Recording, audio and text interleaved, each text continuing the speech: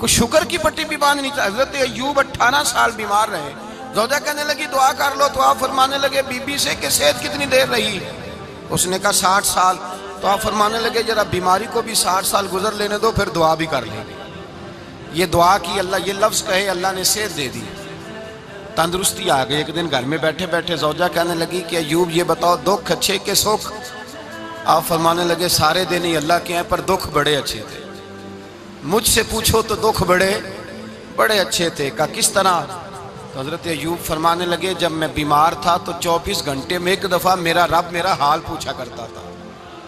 ایک دفعہ میرا اللہ پوچھتا تھا ایوب تیرا حال کیا ہے؟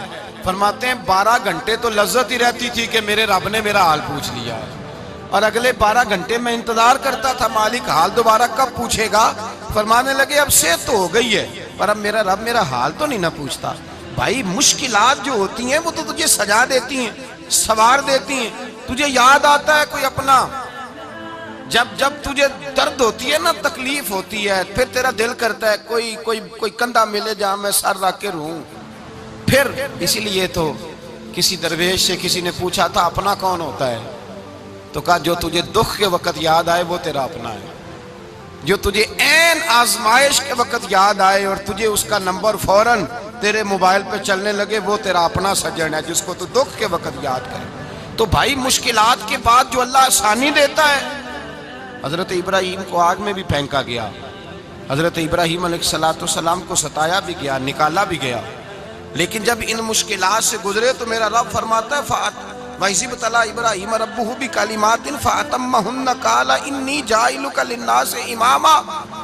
کہا جب ابراہیم پورے اترے تو پھر ہم نے انہیں امام بنا دیا. یا اللہ کس طرح کی امامت دی؟ فرمایا میں نے اتنی اعلیٰ شان عطا کی ہے کہ اپنے لاڈلے رسول کو جناب ابراہیم کی نسل میں پیدا فرما دیا ہے. میں نے مصطفیٰ کو ان کی نسل میں پیدا کر دیا، قیامت تک کے لیے ان کا وقار بڑھا دیا. اللہم صلی علی محمد وعلی آل محمد کما صلیت علی ابراہیم وعلی آل ابراہیم. ان کی عظمت بڑھا دی اس لیے کہ جب وہ آزمائش سے گزر کر کے آئے پھر جو آسانی دی. میرے نبی پاک صلی اللہ علیہ وسلم نے دین ابراہیمی کی بہت ساری چیزوں کو رکھا. کہا میں ملت ابراہیمی پہ ہوں. جب کوئی مشکلات کو عبور کر کے آتا ہے، جب کوئی تکلیفیں سہ کر کے آتا ہے، اس کے لیے جو اجر ہوتا ہے، اس کے لیے جو پھر اللہ کتنی ذرا بڑی توجہ کیجئے گا. لوگ سمجھتے ہیں فلاں آدمی مشکل میں ہے تو شاید مشکل میں ہی رہے گا، فلاں آزمائش میں ہے تو شاید میرا اللہ فرماتا ہے ایک مشکل دے کے میں 2 آسانیاں بھی دوں گا. تم مشکل دیکھ رہے ہو، مشکل نہ دیکھو، وہ جو اس کو بعد میں آسانی آنے والی ہے، اور ڈبل جو میں اس پر نعمت کرنے والا ہوں اس کو دیکھو. حضرت یوسف کو بھائیوں نے کنویں میں ڈال دیا تھا، اور جب کنویں سے نکلے تو مصر کے بازاروں میں بکے، اور پھر زلیخا نے الزام لگایا تو حالات بگڑ گئے. حضرت یوسف کو جیل جانا پڑا. کتنی کٹھن زندگی تھی، لیکن میرے مالک کو کچھ اور ہی منظور تھا. کنویں میں گرنے والے، بازار میں بکنے والے، جیل میں جانے والے، الزام لینے والے جناب یوسف کو رب کریم نے اسی مصر کا بادشاہ بنا دیا. اللہ پاک نے اسی مصر کا حکمران بنا دیا. یاری تیری سونا ہے پر ازمیشاں تیریاں اگ. اے سونا پرکھیا جاوندہ ہی پہلو نال اگاں دے لگ. اس کے لیے تھوڑا سا جتن کرنا پڑتا، تھوڑے کٹھن حالات سے گزرنا پڑتا، تھوڑی آزمائشوں کا روپ دیکھنا پڑتا. ہم چاہتے ہیں کہ ہمیں چھیڑے کوئی نہ کوئی تکلیف نہ آئے، کوئی آزمائش. یہ ہو نہیں سکتا میرے بھائی. نامی کوئی بغیر مشقت نہیں ہوا. 100 بار جب عقیق کٹا تب جا کر نگی ہوا. ہم چاہتے ہیں کہ ہمیں کچھ بھی دقت نہ آئے، مشکلات نہ آئے. اور مشکلات تو انسان کو سنوارتی ہیں بھائی، وہ تو نکھارتی ہیں. کبھی پوچھا کرو جا کر کے کسی گندم کے دانے سے کہ تو کہاں سے ہو کے آیا ہے، کہاں سے نکل کے آیا ہے، تو وہ بتلائے گا کہ بڑے مشکل مراحل سے گزرا ہوں اور پھر اللہ نے مجھے طاقت دی ہے کہ میں انسان کے وجود کا حصہ بناؤں. تو بھائی کٹھن مراحل، آزمائشیں، تکلیفیں یہ انسان کو بڑا انسان بنا دیتی ہیں. یہ اس کے لیے ترقیوں کا پیش خیمہ ہوتی ہیں. ہمارے جوان پریشان ہو جاتے ہیں. عورتیں خاص کر کے اس بات پہ توجہ کریں، وہ بڑی جلدی غم لے جاتی ہیں. وہ کہتی ہیں جانے میرا کچھ ہوگا ہی نہیں، جانے میرا کچھ ہو ہی نہیں سکتا. میرے بھائی درجنوں اور بیسیوں لوگ ایسے ہیں جن کی اولادیں نہیں تھی لیکن نام ان کا ان سے بھی زیادہ ہے جو بڑے بڑے صاحب اولاد. حضرت خواجہ معین الدین اجمیری کو جانتے ہیں آپ لوگ؟ نہیں، جو جانتے ہیں وہ بولیں۔ جانتے ہیں جی؟ لو جی، کافی سارے جانتے ہیں، تھوڑے جی رہ گئے نا مگر جانتے ہیں نا خواجہ صاحب کو؟ ان کے کسی بیٹے کو جانتے ہوں؟ نہیں جانتے، نہیں جانتے، نہیں جانتے آپ ان کے بیٹے کو۔ حضرت خواجہ معین الدین اجمیری رحمت اللہ تعالیٰ علیہ کے بیٹے کو نہیں جانتے، لیکن ویسے آپ ہندوستان میں کسی آدمی کو چھیڑ کے دیکھیں، وہ کہے گا میں خواجہ صاحب کا روحانی بیٹا ہوں، میں اولاد۔ حضرت غوث اعظم رضی اللہ تعالیٰ عنہ کی اولاد کو کم لوگ جانتے ہیں، لیکن آپ ویسے کسی کو پوچھ کے دیکھیں 11ویں والا پیر کون ہوتا ہے، ہر آدمی ہاتھ اٹھا کے بتائے گا خدا کے فضل سے ہم پر ہے سایہ غوث اعظم کا، ہمیں دونوں جہاں میں ہے سہارا غوث۔ لوگ جھوم کے بتلائیں میرے بھائی، یہاں لوگ پریشان ہو جاتے ہیں کہ اولاد ہوگی تو یہ ہوگا، فلاں ہوگا تو یہ ہوگا۔ بھائی ایسی کوئی بات نہیں، میرے پاس پیسے ہوتے تو میرا ابا بیماری سے فوت نہ ہوتا۔ جو مالدار ہوتے ہیں تو کیا وہ بچ جاتے ہیں؟ حضرت اسرائیل انہیں چھوڑ جاتے ہیں؟ او خدا کے بندے تو کیسی بات کر رہا ہے؟ یاد رکھ، یہ جو آزمائشیں ہوتی ہیں، یہ جو تکلیفیں ہوتی ہیں، یہ جو تھوڑے سے مشکل حالات ہوتے ہیں۔ حضرت یونس علیہ السلام کی دوستی ہوگی حضرت جبریل امین سے، تو جناب جبریل ملنے آئے۔ حضرت یونس علیہ السلام فرمانے لگے جبریل میرا دل کرتا ہے مجھے اس بندے کی ملاقات کرا جو اللہ کا سب سے زیادہ عبادت گزار بندہ ہے۔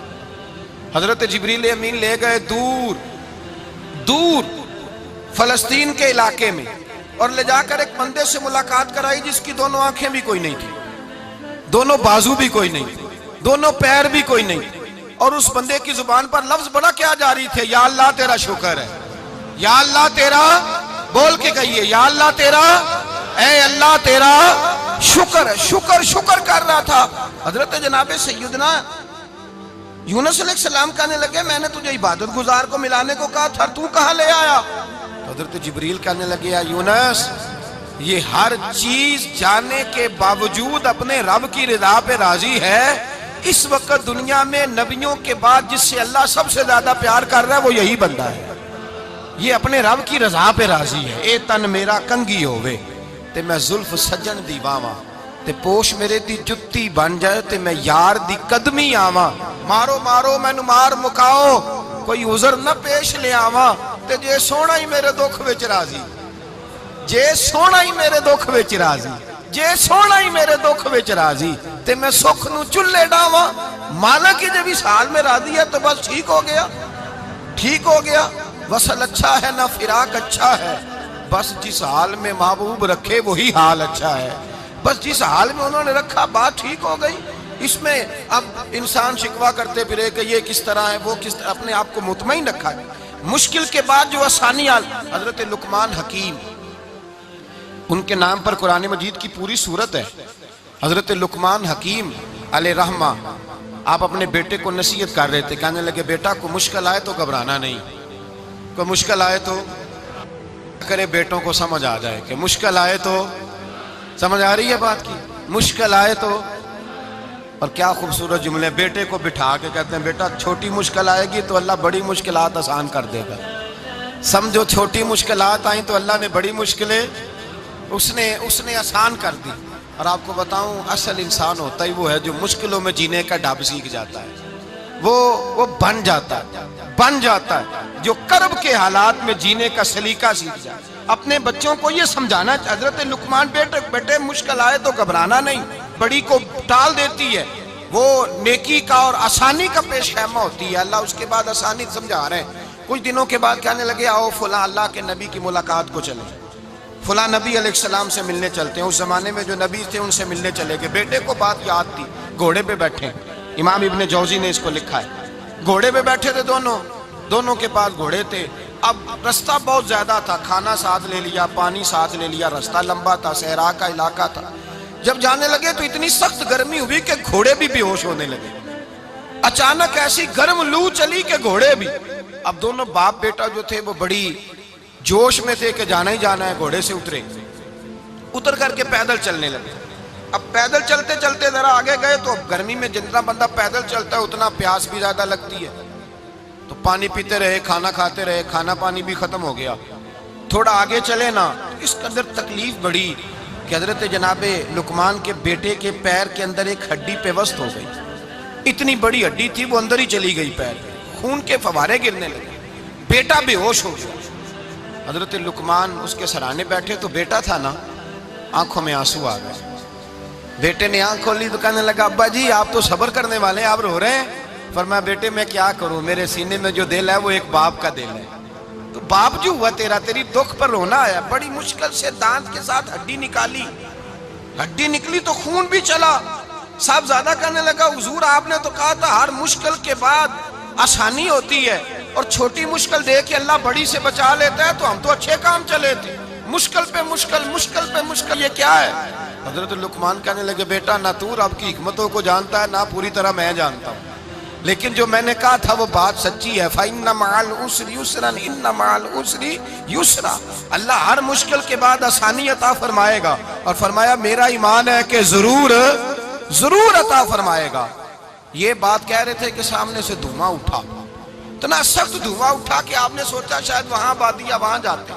वहां चलने लगे तो पीछे से किसी ने आवाज दी ठहर जाओ रुको, वहीं रुक गए। थोड़ी देर गुजरी तो कहा रुक जाओ। जब रुके तो एक बोलने वाला बोला, कहने लगा तुम्हारे लिए थोड़ी देर के बाद जानवरों का बंदोबस्त कर दिया जाएगा, खाने का भी बंदोबस्त हो जाएगा, बच्चे का पैर भी सही हो जाएगा, चले जाना, लेकिन जरा ठहरो।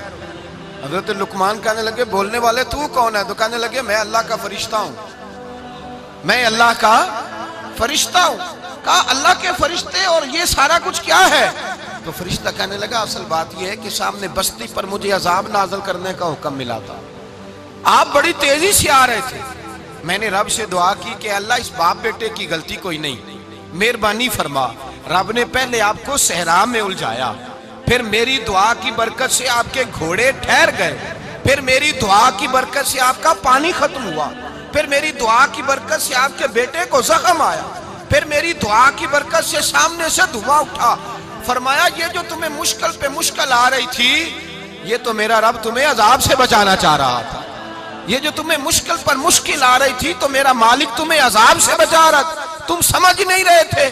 हजरत लुकमान ने बेटे की तरफ देखा तो बेटे कहने लगे अब्बा जी बात बिल्कुल सच्ची है, अफदलु ज़िक्र ला इलाहा इल्लल्लाह, ला इलाहा इल्लल्लाह। और फिर पढ़ने लगे हस्बुनल्लाहु व निअमल वकील, निअमल मौला व निअमन नसीर। ये विर्द होने लगे। भाई जब तुझे मुश्किल आती है, आजमाइश आती है, तो उस वक्त समझता है पता नहीं मेरे साथ क्या बनने लगा है। अल्लाह तबारक व तआला छोटी मुश्किल दे के तुझे बड़ी से महफूज रखता है, छोटी बीमारी दे के तुझे बड़ी से महफूज रखता है। बल्कि मैं एक दफ़ा एक तकलीफ में, एक आजमाइश में मुब्तला हो गया, तो मैंने अपने हजरत से कहा कि हुजूर सारे दुख इकट्ठे ही आ गए, क्या किया जाए?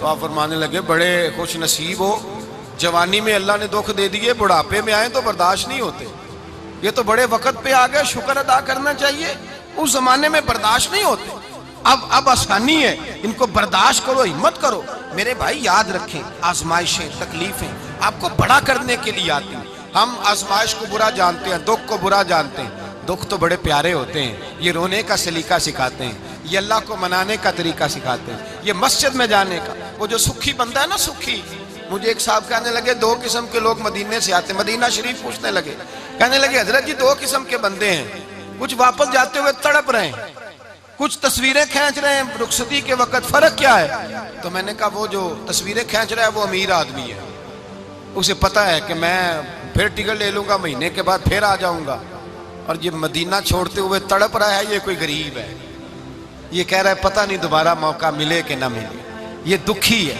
ये आजमाइश में। दुखी सुखी बंदा तो मक्के जाके नहीं रोता, वहां भी खड़ा है, डट के खड़ा, दुखी कोई नहीं तो रोए कैसे, रोए कैसे? दुखिए दी गल दुखिया ही जाने, दुखिए दी गल। ओ क्या खूबसूरत लफ्ज है मियाँ साहब की, और लफ्जों में हुसन देखे कहने लगे दुखिए दी गल, ये दुखिया ही जाने ते सुखिए नू की खबरां, ते यार जिन्हां दे मौत ने मारे रोंदे नहीं तक तक कबरां।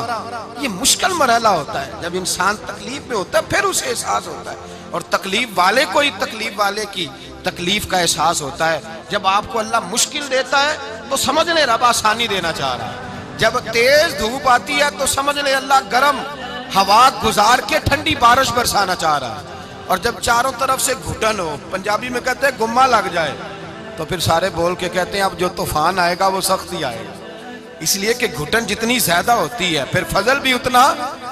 جن لوگوں نے تکلیفیں زیادہ سہی تھی رب نے عزتیں بھی زیادہ ہی عطا فرمائی، جن لوگوں نے تکلیفیں زیادہ سہی نا انہیں اللہ نے درجہ بھی۔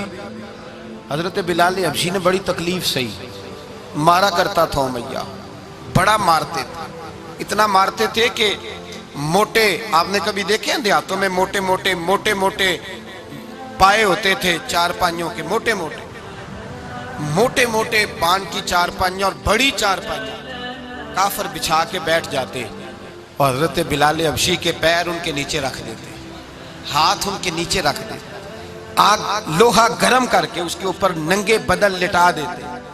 مکے نے بڑی آزمائشیں دیکھی، پھر اسی مکے نے مدینے نے عجیب رنگ دیکھا کہ میرے نبی معراج سے واپس آئے اور حضور نے عظمت دی، فرمایا بلال یار تیرا بڑا مقام ہے، تو مدینے میں چل رہا تھا اور میں جنت میں تیرے قدموں کی آواز سن رہا تھا، کتنا تیرا مقام ہے، کتنا تیرا درجہ ہے، میں وہاں تیرے چلنے کی آواز سن رہا تھا۔ حضرت ابو بکر صدیق رضی اللہ تعالیٰ عنہ نے اس زمانے میں حضور کی نوکری کی جب دوسرا جانثار کوئی نہیں تھا، سارے لوگ تانے دیتے، کہتے ابو بکر تو اکیلا ہی سیاںا ہے، سارا مکہ مخالفت کرتا ہے، تو جان ہی نہیں چھوڑتا، سارا زمانہ مخالفت کرتا۔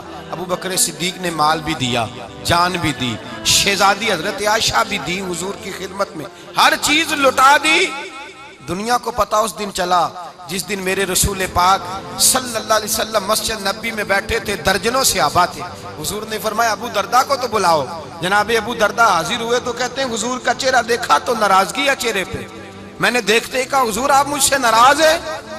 حضور نے فرمایا ہاں میں ناراض ہوں۔ جب یہ لفظ کہے تو میں کانپنے لگا، حضور ناراض ہو گئے؟ میں نے کہا یا رسول اللہ میری غلطی۔ تو نبی پاک نے فرمایا تو میرے ابو بکر کی عظمت نہیں جانتا؟ حضور جانتا ہوں۔ حضور کیا ہوا؟ نبی پاک نے فرمایا کل تو گلی میں گزر رہا تھا، ابو بکر بھی گزر رہا تھا، تو نے سوچا ہی نہیں تو میرے ابو بکر کے آگے آگے چل رہا تھا، یہ خیال ہی نہیں آیا، تجھے پتا نہیں کہ جس نے میرے ساتھ نیکی کی میں نے بدلہ چکا دیا ہے، ابو بکر کا بازو تھام کے اللہ کی بارگاہ میں لے جاؤں گا، میرا رب بھی اسے بدلے عطا فرمائے گا۔ یہ عظمت، یہ شان، یہ بلندی اور رفعت مشکلات سے گزرنے کے بعد ملی۔ میرے نبی پاک صلی اللہ تعالیٰ علیہ وسلم کے ساتھ مولا کائنات شیر خدا حضرت علی نے 9 سال کی عمر سے وفات شروع کی اور تا دم آخری حضرت علی نے وفا کی مصطفیٰ سے، کٹھن مراحل سے گزرے، کٹھن مراحل سے۔ حضرت علی کہتے ہیں میں ہر جنگ میں ہر جہاد میں ساتھ تھا، پر جس دن مکے اور مدینے سے آنے والوں کو حضور بھائی بھائی بنا رہے تھے، مہاجر اور انصار کو بھائی بھائی بنا رہے تھے، فرماتے ہیں میں تنہا کھڑا تھا، کوئی کسی کا بھائی بن گیا، کوئی کسی کا بھائی بن گیا، میں اکیلا کھڑا تھا اور میں سوچ رہا تھا کہ یار میں کدھر جاؤں۔ کہتے ہیں میں اس حد تک آیا کہ میرے آنسو بہنے لگے، لیکن میری مشکلات کو آسانی تب ملی جب مدینے کے چاند دھیرے سے اٹھے، میرے قریب آئے، میرا بازو تھاما اور فرمایا علی باقی سارے بھائی بھائی بن گئے ہیں، انت اخی فی الدنیا والآخرہ، تو میرا بھائی ہے، دنیا میں بھی میرا بھائی ہے، قیامت کے دن بھی میرا بھائی ہے۔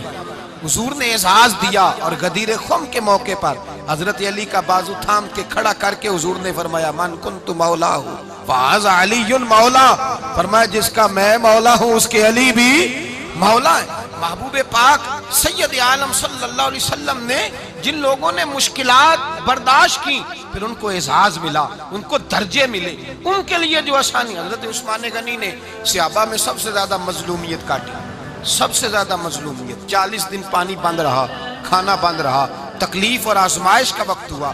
امام جلال الدین سیوطی رحمت اللہ تعالیٰ علیہ الحاوی للفتاوی میں لکھتے ہیں، کہتے ہیں جب حضرت عثمان غنی پر کھانا اور پانی بند تھا، ایک شام حضرت عبداللہ بن سلام ملنے گئے، اس شام، اس صبح جس شام حضرت سیدنا عثمان غنی شہید ہوئے، جناب عبداللہ ابن سلام کہنے لگے عثمان تیرا کیا حال ہے، کس پوزیشن میں ہے؟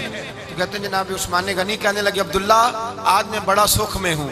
کہا 40 دن بیت گئے، کھانا نہیں آیا، پانی نہیں آیا، تو آج کیوں سکھی ہو؟ فرمانے لگے آج مدینے کی سامنے والی گلی میں نے مصطفیٰ کا دیدار کیا ہے، اور نبی پاک صلی اللہ علیہ وسلم نے فرمایا عثمان اگر تو کہے تو تیرے لیے پانی کا بندوبست کر دیا جائے، تیری مشکل آسان ہو جائے، اور اگر تو کہے تو تیرے لیے وہ آسانی کی جائے کہ آج تو میرے پاس آ کے روزہ افطار کر لے۔ تو حضرت عثمان غنی کہنے لگے میں نے مصطفیٰ سے عرض کیا حضور مجھے یہاں کا سوکھ نہیں چاہیے، مجھے وہ آسانی چاہیے جو آپ کے پاس افطار سے ملے گی۔ فرمانے لگے آج میں رخصت ہو جاؤں گا، افطار رسول اللہ کے پاس کروں گا۔ حضرت عبداللہ ابن سلام فرماتے ہیں پھر اس شام حضرت عثمان شہید ہو گئے۔ لوگ کہنے لگے عثمان شہید ہو گئے، اور میں کہنے لگا نہیں، انہوں نے جا کے نبی پاک کے دسترخوان پہ روزہ افطار کر لیا ہے۔ روزہ افطار بھائی، پھر بعد میں جو آسانی ملی ان لوگوں، جو ان لوگوں کو درجات نصیب ہوئی، کٹھن۔ حضرت عبداللہ مزنی حضور کے غلام تھے، قبیلہ مزن کے رہنے والے، والد فوت ہو گئے، چچا نے پالا تھا، اسلام قبول کر لیا، چچا اسلام